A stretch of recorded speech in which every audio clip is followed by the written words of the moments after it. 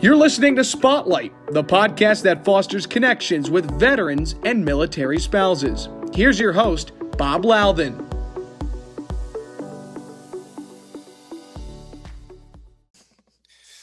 Welcome, everybody. This is Bob Louthen, and I'm your host of the Spotlight on the Veteran Crowd Network. This is a special episode of the Spotlight tonight, because tonight we're going to take you back 39 years to Friday, September the 18th, 1981.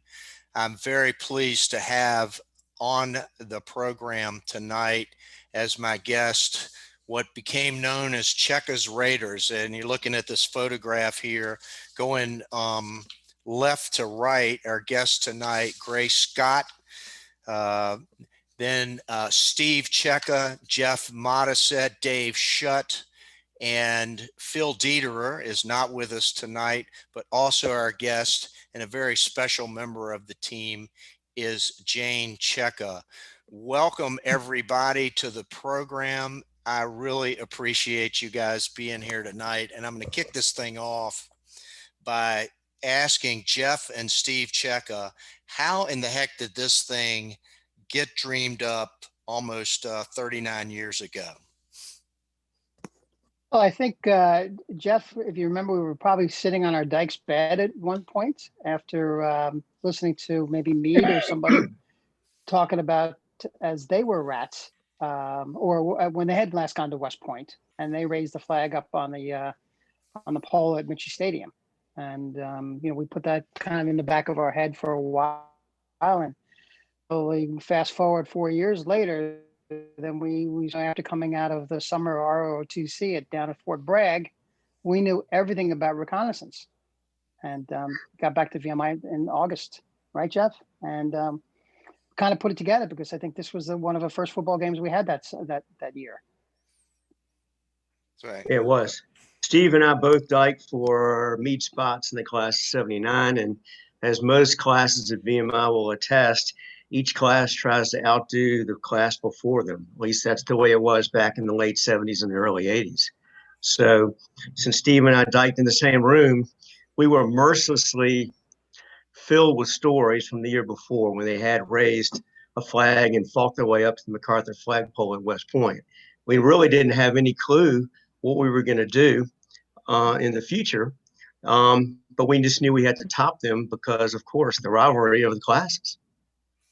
So Gray Scott and Dave Shutt, what possessed you guys to travel with two squad company guys up to New York? I mean, there are certain standards in other companies, present company notwithstanding, but we all know what the most superior company was in 1982.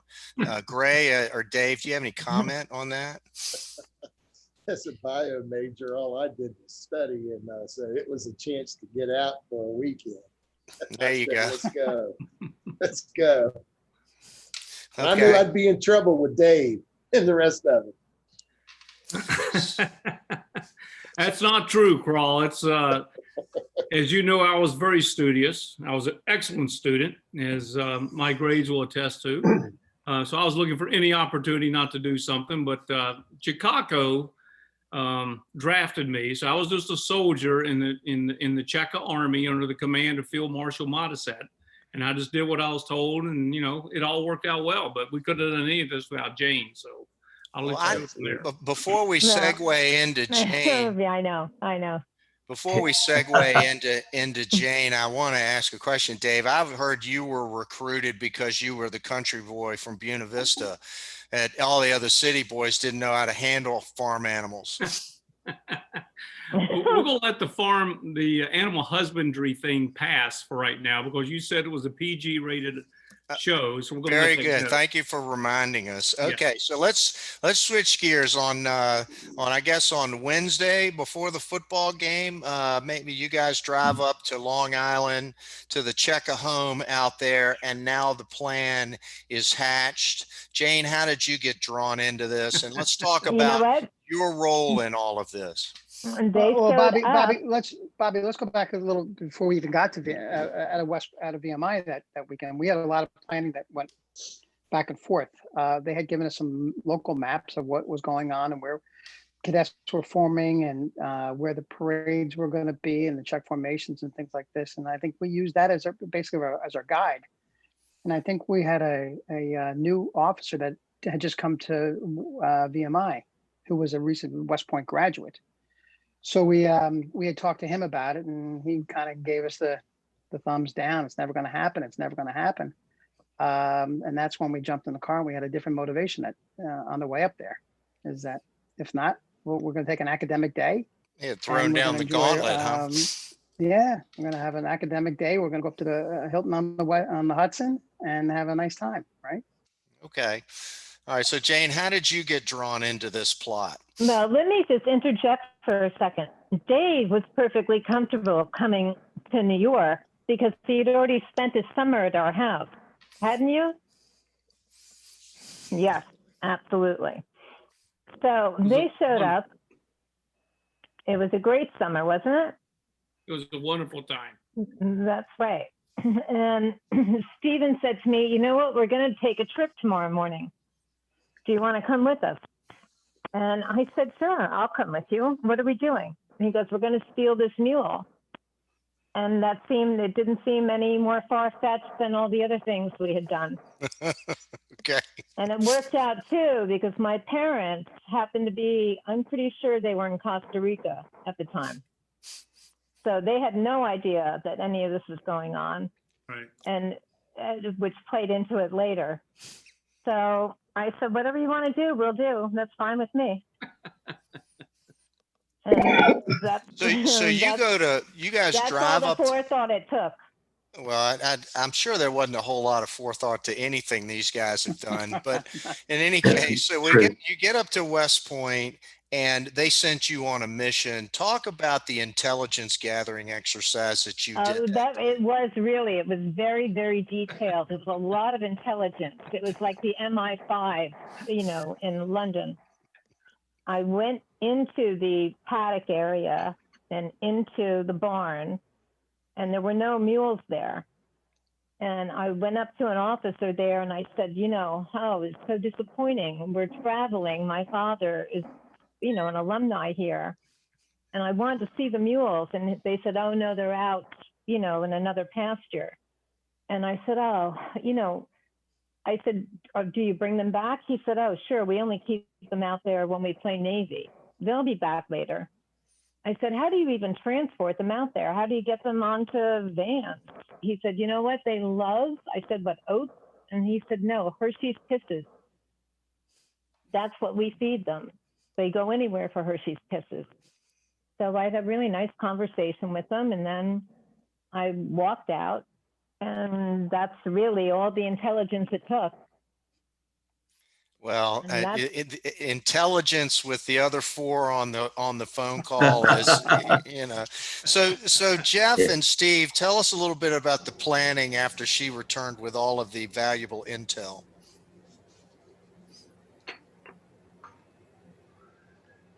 Well, first of all, I was just going to say, we really did not know much, at least I can speak for myself, about West Point. We knew there was a rivalry with the military academies. The only thing I think Steve and I really realized or knew about was the fact that they had these mules, because that's what you would see pictures of. So when we left VMI and went up on a Wednesday, we took a couple academic days as a first-classman. We were on a pseudo road trip with an ulterior motive to grab as many beasts from West Point as we could. We had absolutely no real plan when we got into the car. But once Jane was able to make the connection with the captain or the vet, whoever was in charge of those mules, we were all realized that the stable where they're kept is in the middle of the West Point campus, down at the bottom of a ravine or a hill.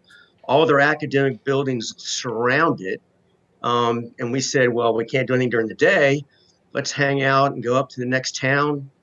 I believe is it Water? No, it was Newburgh. Newburgh, there you go. So we were going to go up there, have some dinner, grab a few beers, pool our money, and come up and devise a plan. Jane had really done the great job finding out their names and what favorite foods and treats they liked. So let the rest of them pick up from here. So we ended up going up to Newburgh, and because of Jane's intelligence, we ended up going into the hardware store and buying some things that Dave thought would be very helpful, because mules don't go into an unlit area. So we bought a ton of flashlights and some rope and some other supplies. And we went back and in the course of this, we rented a U-Haul, a Jartran trailer. Went to this little garage up the street from in Newburgh, and asked him to put this trailer on the back of a Chevrolet Caprice 4-door sedan. Okay, and Impala. The little guy looked up and he said, "What do you guys need the trailer for? 4 guys and a girl, or 5 guys and a girl. What are you doing with this trailer?" And I think Dave said, "We're going to haul animals." So he looked up and he said, "You guys are trying to get the West Point Mule, aren't you?" And we said, "Well, we're trying." He goes, "Navy comes up here all the time and they never get it. You're just wasting your money." So we said, "Okay, don't worry about it. And just put the trailer in the hitch all on the car and we'll worry about it afterwards. If we don't get it, we'll bring back your trailer and your hitch tonight. But if we do get it, we'll bring back the trailer on Saturday." So Dave, go ahead, pick it up from there. No, you got a better memory than me, Steve. It was all kind of a blur to me, frankly. So you're doing well, brother. Okay. Continue to roll. Gray Scott, you're a company commander and a cadet captain at this time. You're the highest ranking guy in this organization. Did they designate you as the mission commander? No, I was the crowbar guy. And looking back on it, I think I was the guy going to be holding the crowbar for the break-in. I do remember the crowbar. That was pretty smart. Your fingerprints were all over the weapon. Okay. All right. So, this was not long after the movie Animal House had come out, and I have this vision of John Belushi running in, to sneak the horse into the dean's office, right?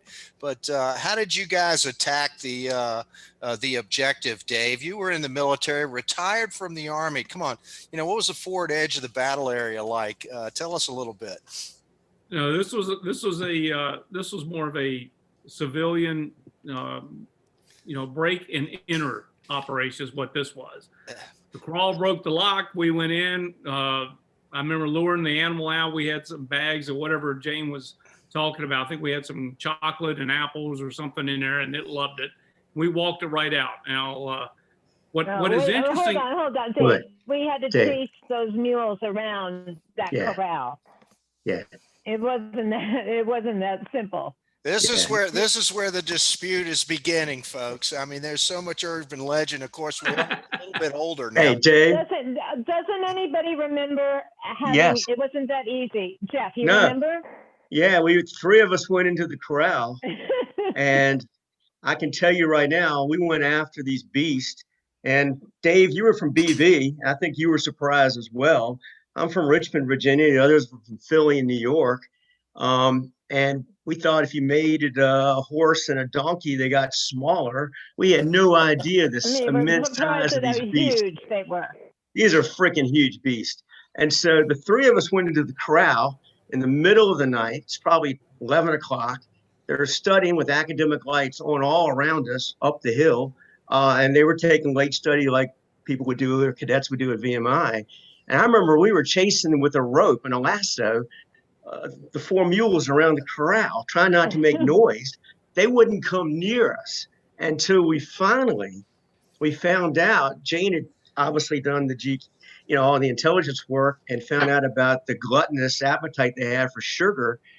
Besides buying Hershey Kisses, if I remember, Steve, I think we pretty much wiped out a candy shelf between licorice and candied apples and regular apples and as much sugar-laden candy as we could find, if our memory is correct. And we went up to one of the mules and he went for the bag. We held it while he just munched on it. And that's when we were able, Dave, if you remember, you were able to lasso the beast. And then we flashed the lights for Steve to bring the trailer down. Now let's talk about getting the beast into the trailer. And there's different perspectives, because I understand that there was one person pulling and several people pushing. But Dave Shutt, what was it like to be inside of a trailer with a beast of burden like that? Well, again, Bob, this is a PG rated operation, so I'm not going to go into a lot of details. But yes, it was a little intense, a little sweaty, a little hot in there. But I was abandoned. I think I do remember that. I do not remember 3 of us walking around. But again, these things, honestly, I don't recall. But I do recall being in the trailer. So I'll just leave it at that. And I'll let Jeff explain how we motored on from there. Well, wait a minute, Jeff. What was your observation from the trailer? You've got one little vignette I think we need to clear. Maybe refresh Dave's memory. And Dave, you had the noose around Spartacus's neck. And when the trailer got there, we were waiting, and you were trying to pull it, didn't want to move. And so 2 of us got on the back hindquarters. We were trying to be out of the way where it could kick us. Of course, it could have annihilated us. And we were trying to push it and coax it forward. And when we got the gate open, if you recall, when they got the Jartran trailer, which was really small, and this beast was literally inch to inch, fully took care of the trailer. And we thought he was going to, if you remember, going to go through the floor. So you pulled it, we smacked it on his butt, and we threw the bag of candy in the trailer. It ran up into the trailer with you. We were so happy we just captured it. We shut the door.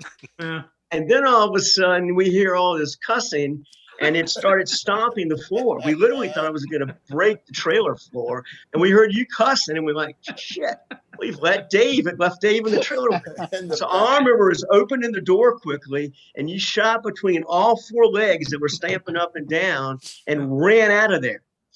Left the noose on it and got out of there. That's a classic BRF move, and I haven't thought about that in 40 years. But yeah, you did. I was abandoned. Is that not true? Okay. My therapist said we could talk about it. It's okay now. I'm glad. I'm Okay. glad by now you've been able to work your way through that. It's all good now. Thanks a lot, man.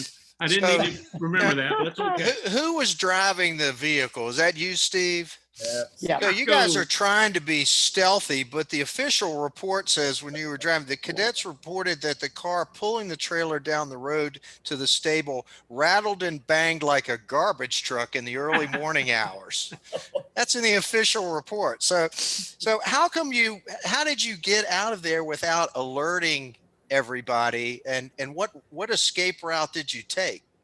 Well, after we had finally got the mule into the trailer, we got Dave out. Everybody hopped in the car, and probably it was more aligned in about 1:30 in the morning.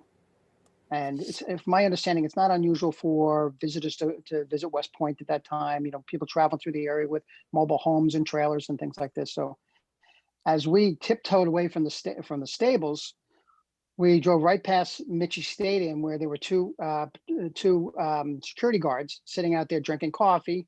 We honked the horn, we waved to them, they waved back to us, and we hopped on the parkway and came back to Long Island. So now we're back, heading back to Long Island. We stopped. How long of a trip was it from West Point back to your home in Long Island? It was longer than we expected because we couldn't go on the parkway now because we had this trailer, so we had to go on the back roads and things like that. So I would say it probably took us 3 hours.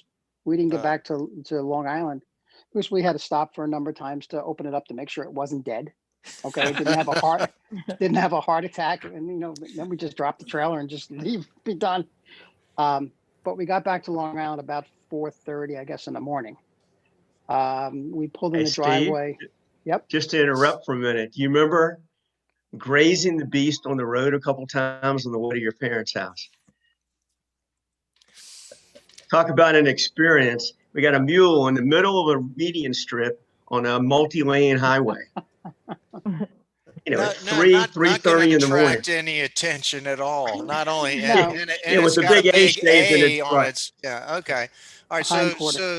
So now you get home and to sort of summarize this, you park the mule in the garage and go to bed, right? Now let's go back. Let's go back to Mom and Dad returning from Costa Rica. Who wants to tell that story? We did put him in the garage first, which was a bad idea because he was obviously very traumatized by being in that trailer, and nature took its course. Okay. All right. And then my parents got home about, I want to say they got home about 6:30, 7:30. My mother, who was the ultimate VMI mother, thought this was the most wonderful thing that she had ever seen in her life. She thought that the theft of federal property was the be all and the end all. We then had moved the mule out into the backyard. My father went out in the garage and he was less thrilled about what had happened in the garage. I had this vision of him hitting the garage door opener and seeing the mule. Jane, is that what really happened? I think that he was already in the backyard probably by the time they got home. But then we told them what happened. My mother ran right out in the backyard and saw the mule and thought, my life is complete now. This is going to be a whole weekend adventure. And I wish I was here yesterday. I would have come home early. She would have joined us in the car. She would have come up to West Point. She would have gone up to West Point and been a part of it. Oh, gosh. Okay, so now what happens this is Friday, the game's on Saturday, right? And tell us about the course of the day that day. Who wants to? Steve, you want to take us through that, or? So we got back and about 4:30, 5 o'clock in the morning, and we had to, get the mule situated and things like that. We had a punch list of items that we had talked about in the car that we needed to get accomplished. We had check formations that we had to be at, so we had to get out of that. So we had to make sure that we hired the proper veterinarian to come out, take a look at. That was one thing that Jeff was in charge of hiring the vet to have him come out and take a look at the animal and make sure that he was in okay condition. We had a party that night, which was the most important thing that we had to plan for, get the beer and the food and all that stuff. And then we also had to inform the Corps of Cadets at VMI that we had just kidnapped the West Point mascot. So we had gotten on the phone and called down to the guard office, and let them know that a bunch of first class guys had gone to West Point and swiped the West Point mule. Well, they were just loading up to leave Lexington on their way. We had somewhere near 900 cadets, I think, went on the Corps trip that weekend. So he said, the sergeant or the officer of the day said, we'll make that announcement over the loudspeaker, and we kind of held the phone away, and he said, tension in barracks. Want to let barracks know that the VMI Class of 82 has swiped the West Point mule. And the whole place roared. You could hear that, okay, which was exciting for us. I ended up calling, who was the commandant? I forget who the commandant was. You talked to Captain Buzz Schneider. No, Wilcox. Wilcox. And Buzz Schneider was already in New York by that time. So I called Captain Wilcoxon, and I didn't identify myself. And I said to him, Captain Wilcoxon, this is a first class, member of the first class. I just want to let you know that we have now swiped the West Point mule, and we need to get some permissions for the weekend. And his first reaction was, Mr. Checca, how did you do that? He recognized your voice. Okay. I don't know. He said, is Shutt with you, and Modisett and Scott and Dederer? I said, yeah, they're all here with me. So, but from then on out, we spent the most of the day doing all those other punch list items and calling West Point and trying to get a handle on if there was something that we had to do for the mule medical. That it needed any shots, or if it needed special diet. West Point's official position was to deny that this had happened, was it not? Correct. They denied it. They denied it all day. They denied it. We called the radio stations, we called the TV stations, we called the news, we called anybody, but nobody would accept our story, because they would call the PIO office at West Point and they would deny the story until late in the afternoon. So then what happened? Well, late in the afternoon, we finally got a call back from, I think it was CBS. It was Rollin Smith. Yeah. CBS News. And they said, we have now confirmed that West Point is missing one of their mules. And we would like to come out and do a story. And we said, okay, as long as you don't disclose where we're located. And they said, fine, we won't. So we had other things to take care of. We had a party to throw that night too, with the, all the other cadets that came up. So we had a bunch of things to take care of that day. So they But came we had out. There was moved the actually mule at that point. Remember, to Adrian Bogarts. Right. Yeah, that was very nice. The year before us, Adrian Bogart, class of 81, lives on Long Island, and his Steve, you and Jane, apparently family-wise, knew that they were there, and they were very nice to let us move the mule to their ranch where he could run around with other horses and other animals. And it was totally away from the Checca's house, which was perfect for any of the West Pointers looking for it, as well as anything else we would have done with it at the house. Time for the party. Jeff, you became known as the Mule Whisperer, I think, Jeff, even though Dave Shutt was the country boy. You say that Spartacus really had a different name. He really didn't want to be Spartacus. He was really meant to be Wilbur. And so we officially renamed him Wilbur. And for somewhere along the line, I think we got him a hat as well. I'm not sure if it was I need Gray Scott. I need a couple of corn, huh? I need some Echo Company confirmation of this. Can you confirm or deny what how the mule was decorated, Gray? Oh, that it was great. They came back, checking them came back with some paint and in the traditional colors. We had red, white, yellow. We put the Beat Army on one side on a white background, and we put the VMI logo, just like the football helmet sticker. We put that on the other, and they left the big A's on there for the ass for the Army. And I left that right as it was. And the parents were great, and really that was a great situation with the horse farm that was there. And everybody, the parents were really phenomenal in their help of us, because this also took a lot of money.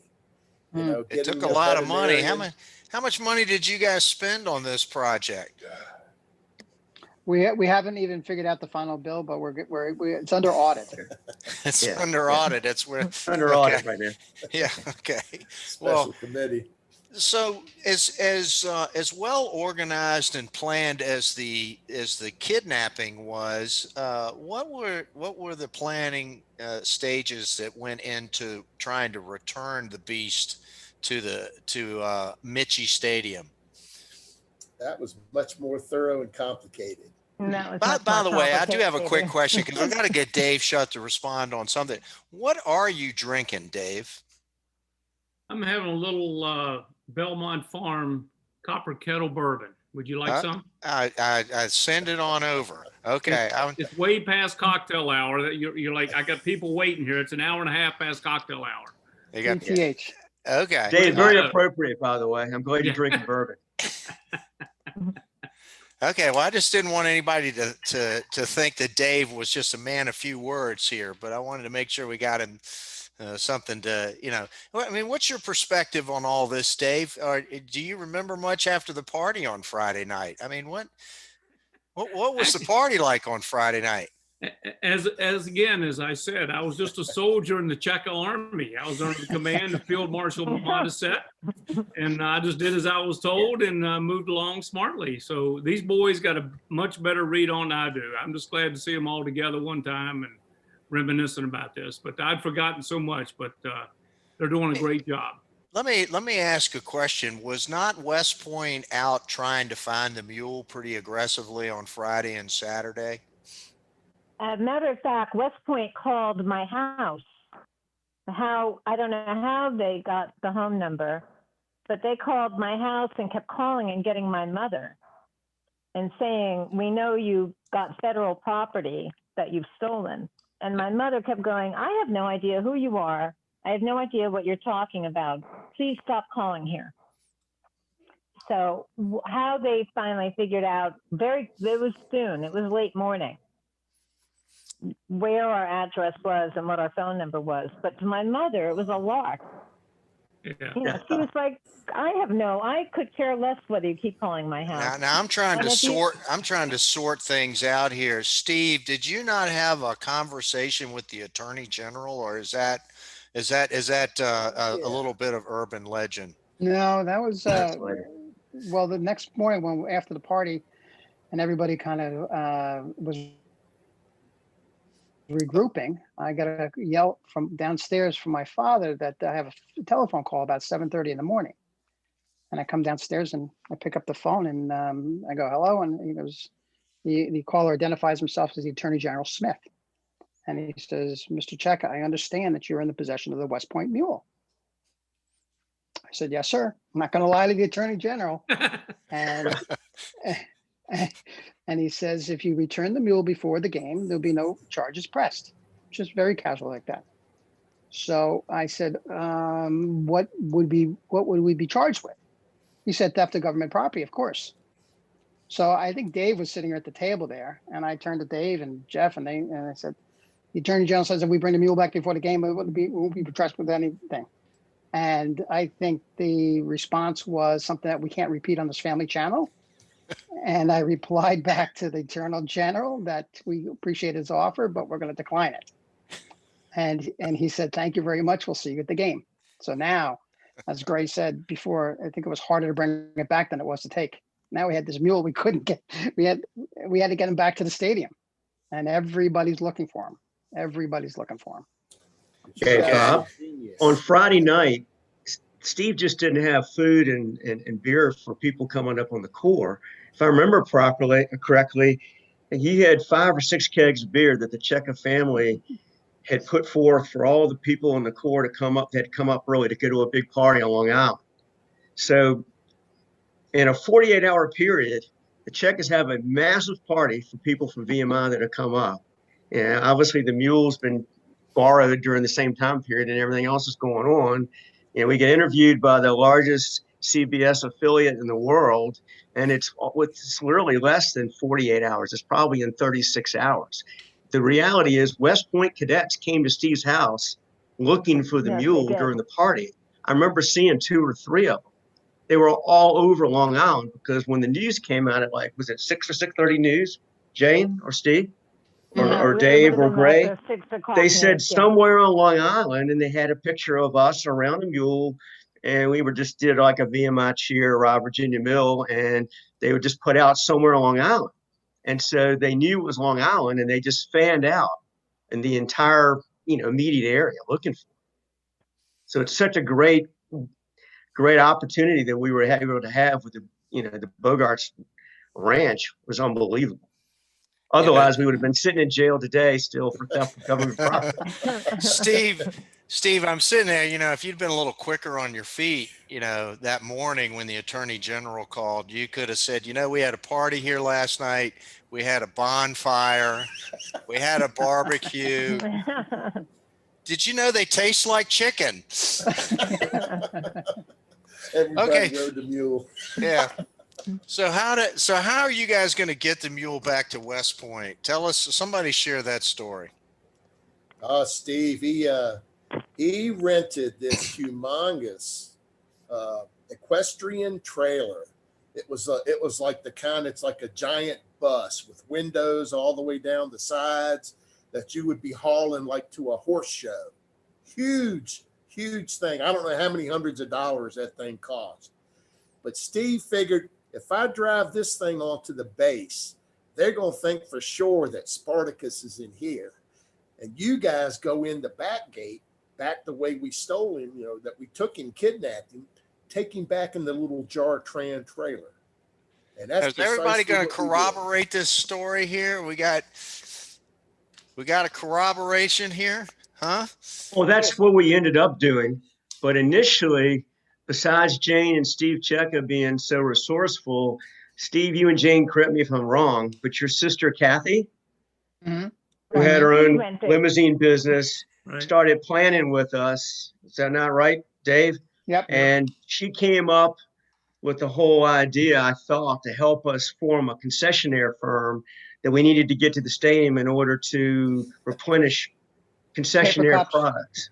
Now, as an editorial comment right here, I want to tell a lot of listeners, There's a lot of urban legend about what happens on the day of the game, right?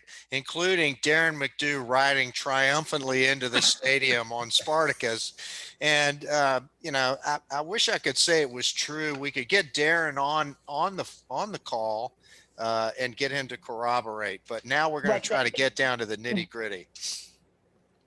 So we ended up getting that van that Gray talked about, and we thought we would use this as a concession van, and we were going to demand that we had to bring our paper cups to the stadium, and they were going to let us through here. And then we got on post, and we realized that nobody was looking for us because it took us too long to get up there. We wanted to be there before the first quarter. We didn't get up there until like 6 Right. minutes left in the game. Okay. And by that point, people were leaving. Nobody was looking for us. The barricades were down. So we swapped the mule from the big van into the little van and pulled right up in front of Mitchie Stadium. Okay. Nobody's looking for us. So Gray jumps right out of the car. Gray, you remember this? Yeah. And he takes off for the superintendent's box. And Okay, now because you're he sees now we're you're gonna- we're using gonna need the some help. rank, right? They sent the company commander to go do that mission, right? So as we pull up, the car gets surrounded. The people are, you can't park here, and then they figure out what's going on. I Gray has do, already gone through by the- the way, want to make a comment that it was the two first-class privates that were doing all the thinking here, right?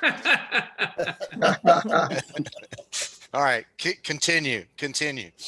So Gray disappears, and we're like, I don't know where he went, but sure enough, within about 3 or 4 minutes, I'm standing there talking to this captain who's been in charge for 36 hours. And he's got a notepad here, and he's been taking notes, and he's writing down license plate numbers and license numbers and things like this. And I'm talking to him like this, and the crowd parts like I don't know, Jesus is coming through the crowd. And who standing behind this captain but is General Walker, 4-star general, stars that way. And he just yells out and he says, "Who's in charge here?" And this captain, looking at me, is asking, like, I've been working this thing for 36 hours. Who's now asking me who's in charge? So he really turns around pretty slowly, like I am. And all of a sudden there was a big "sir." He sees the stars. General Walker says, "I want all these cadets released right now." And the captain says, "Yes, sir. We'll release them. We'll do whatever we have to do." He says, "But I'll have to report to my supervisor." And General Walker says, "You do that. If he has any questions, have him call me first thing Monday morning." And General Walker turns around. He says, "Everybody back to the game." I think there was probably 4 minutes left at that point. Something. And I stood there with this captain. I said, "Now what do we do?" And he just reluctantly tore up all his notes, all his papers, and we're good to go, like that.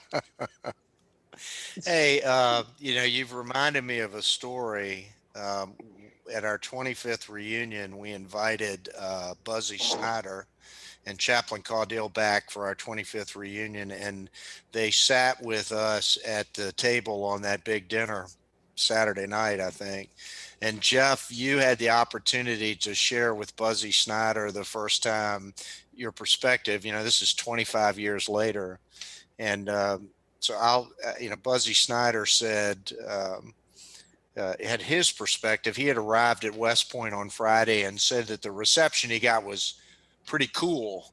And he had to call General Walker. General Walker was in New York raising money with Harry Warner.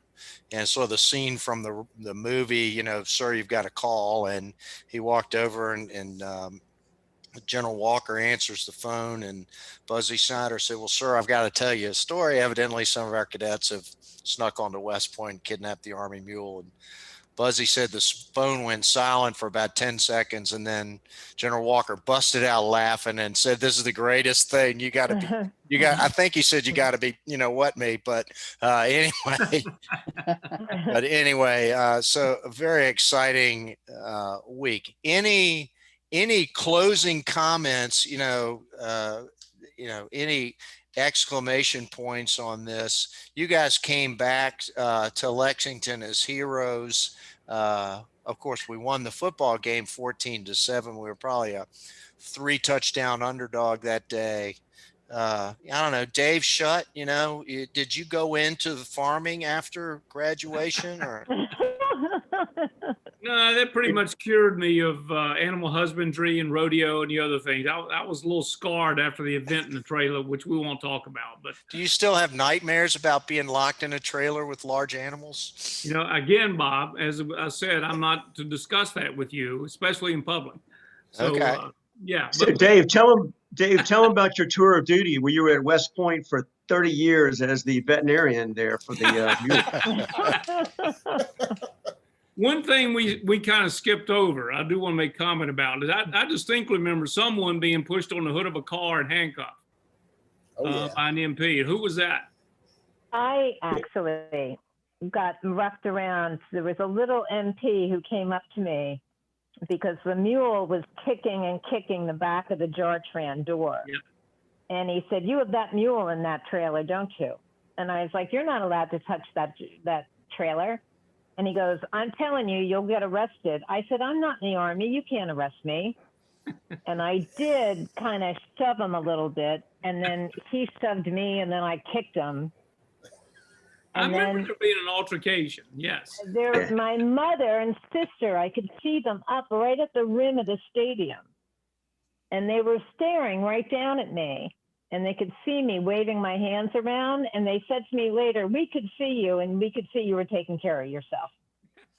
But there were droves and droves of people coming out of the stadium. Oh, they were. There were some unhappy people there that day. Yes. Right, but true. they broke the lock on the trailer and Yep. took the mule out of the back of the trailer. Right, And then they the were not man, later on, the officer, the captain or whatever, who was from the veterinary stable, also came walking up and said to me, "It was you."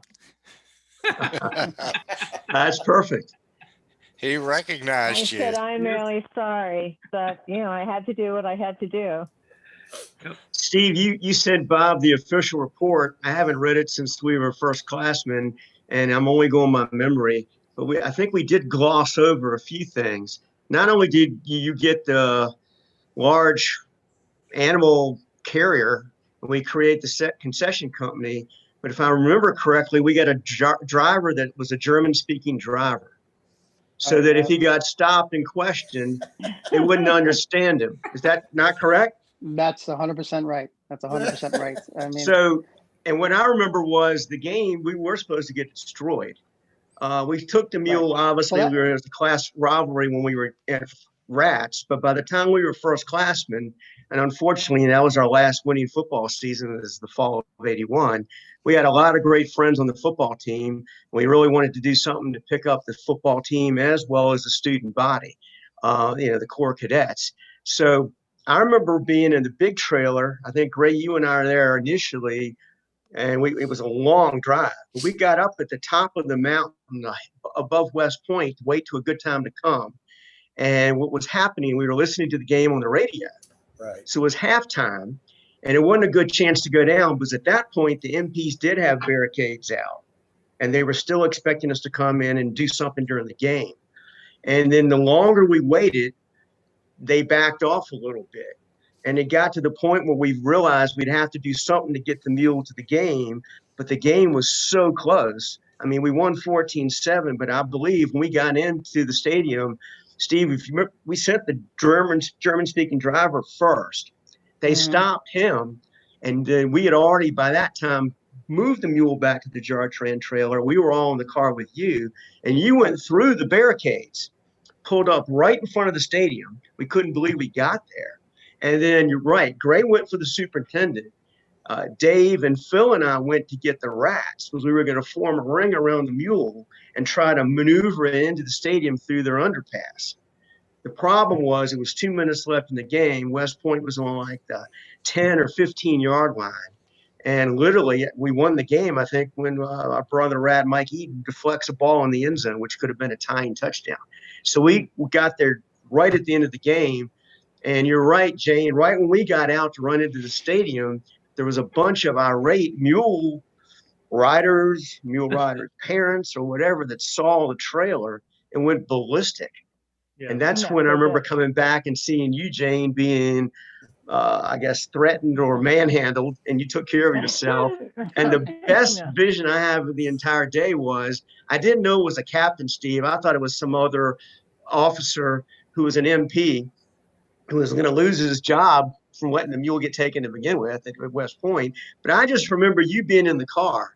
You had the window down, and he was spewing forth the Hanging Uniform on. Code of Military Justice. Military- And That's right. we're all citizen soldiers. We're in a college. We're cadets. We'd all been to advanced camp the summer before. We were out on a road trip. We just wanted to have a good time. We were not in a federal academy. The UCMJ had absolutely zero to do with our livelihood. And I just remember him, instead of apprehending you, you just did two things. You pressed your electric door lock and you pressed your electric window. And as he was yelling at you and telling you all the things you had to do and surrender, your window went up and you sat there with your arms clasped and folded until General Walker miraculously So great. appeared. It was unbelievable. Walker came back. Yeah. Uh-oh, we got, All right. That's how it happened. And then I think after. Is that true? we got, Way I a, little remember. diff- we got a little comm That's 100% difficulty true. with Steve. You got to put on you need to go put on a tinfoil hat so we get a little better reception. Okay. Can you hear me now? Yeah, we can hear you now, but you're not going to be on yeah. the next Verizon ad. You just Jeff, that's 100% exactly what happened. And, I think after all the dust had settled and everybody had left the stadium, we went down to Thayer Hall because General Walker asked us to come down there. If you remember, we went down there and, parked the trailer out front. And we went in, he was our biggest supporter because I think that was his first year at VMI. So we went in there and had a couple free beverages. And by the time we came out, our trailer was gone. If you remember that, the trailer, the mule riders had come and picked up our trailer off the car and hauled it back down to their manure pile. And we went down and got the trailer back. So. Oh, I don't they remember were, that they at were all. collecting Thanks for evidence. telling me. They Yeah, were going to no. prosecute you, Steve. They were getting fingerprints and everything off of it. So to this day, the Checca family still has the jar trailer, and they use it on family vacations. Got it all tricked Yeah, out, yeah. right, Steve? Yeah, all done up. It's a tiny home now. Well, listen, So, but this is a fantastic story. So I've got copies of a lot of official documents, some unofficial documents, some letters. I'm going to try to put links to these artifacts in the show notes for this when we produce this into a podcast. Any closing shots? I mean, we got Jeff on the phone. I mean, I would take it's open season on Sure. Modisett. We could put all kinds of insults out there if you want to, That's kind Easy of target. It's a sport here in Richmond, and Tara Modisett encourages it. I think sometimes we were just having fun as college guys at VMI, but there were active duty officers in charge of that situation at the point. And I wonder what happened to their careers after all that, seriously. Probably not the high mark of the year on their officer evaluation report, right? Fairbanks, Alaska was their next post. Yeah, we're going to give you something to guard. Oh, gosh. Okay, guys. Well, this has been great. I really appreciate it. I want to do one thing here on the video, and you guys have been fantastic. Again, this is going back to Checca's Raiders here. Again, I'll put this picture up. We were all young ones here, but one of the folks that's not with us tonight, here's a little story from when this is Kelly Raber, the quarterback there during that game. And of course we had guys like Floyd Allen and others who were just so instrumental. And it looked like Steve Umberger had 2 interceptions in the game. So exciting day, and I'll never forget it.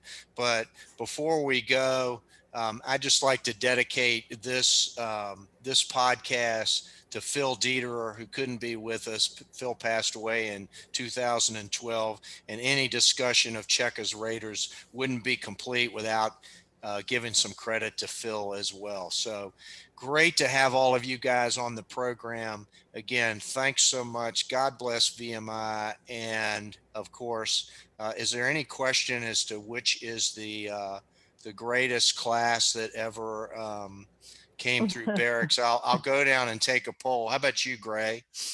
What was the greatest class in barracks? Oh, of course, it was 82, man. Okay, all right. How about you, Steve? Absolutely, 1982. Yeah, Jane, you've got an opinion. This is the outside survey here. Me? Yeah. I have another brother too.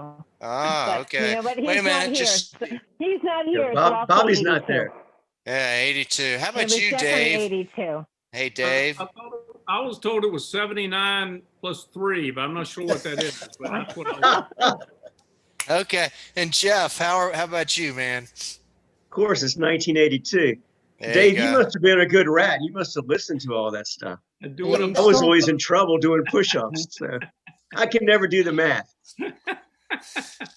Mead Spots has threatened to put you back into the rat line, Jeff, for 30 years. So anyway, well, folks, that's it. This has been an episode, a special VMI episode of the Spotlight on the Veteran Crowd Network. I'm going to put this out on every VMI channel I can, and I think we're going to get a lot of people that are going to want to hear your story. Thanks so much. Thanks for being here, and God bless VMI.